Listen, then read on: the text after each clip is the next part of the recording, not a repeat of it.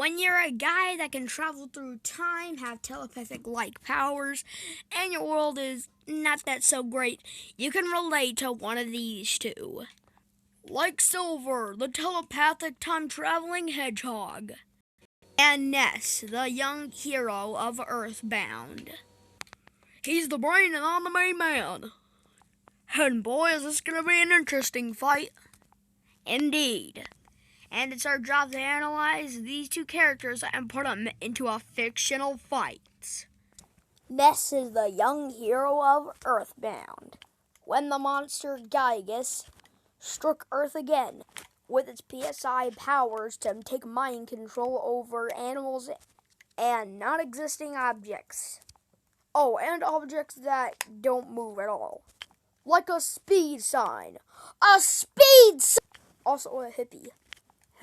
Anyways, Ness was the only hero that could take Gygus down. And boy did he. He has a ton of abilities on hand. Like his PK Fire, where he shoots flames onto the ground.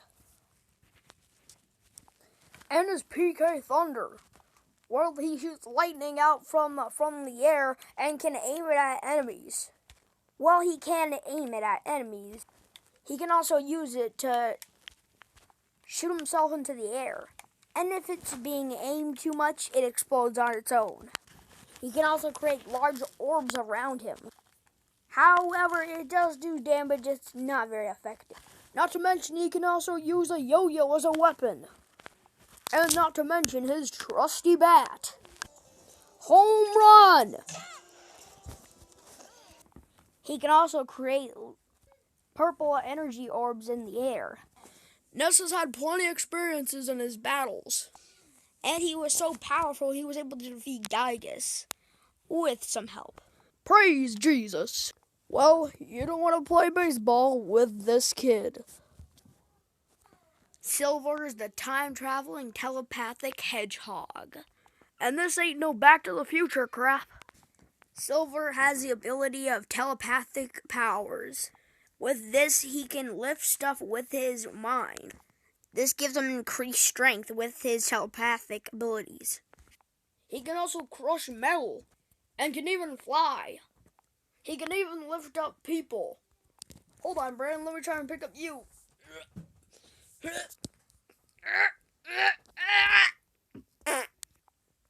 I need to go use the bathroom.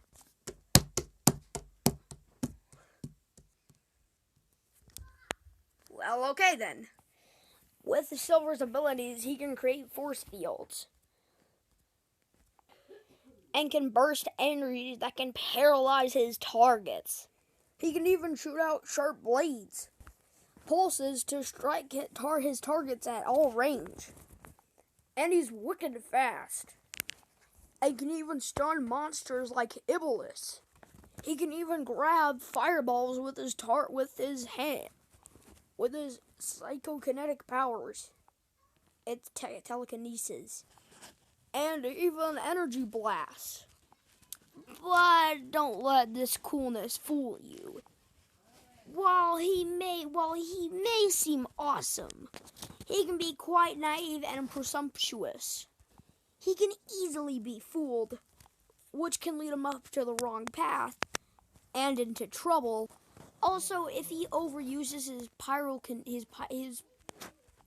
psychokinesis, he can become fatigued and even faint. His psychokinesis is limited, and it quickly drains his power. Alrighty, the fires are ready, and we've done the analysis. I'm using my telepathic powers to open the Pringles jar. Come on.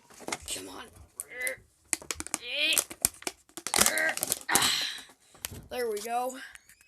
Here we go!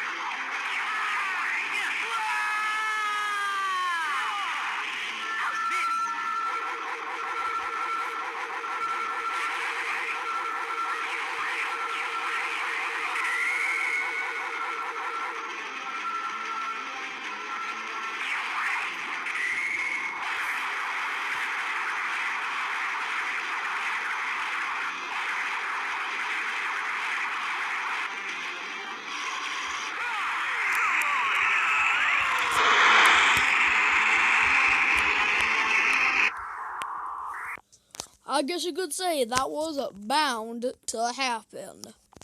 Oh boy. This was a surprisingly even fight. Both characters had a lot of weird moves in their disposal, and they seemed to be pretty evenly matched.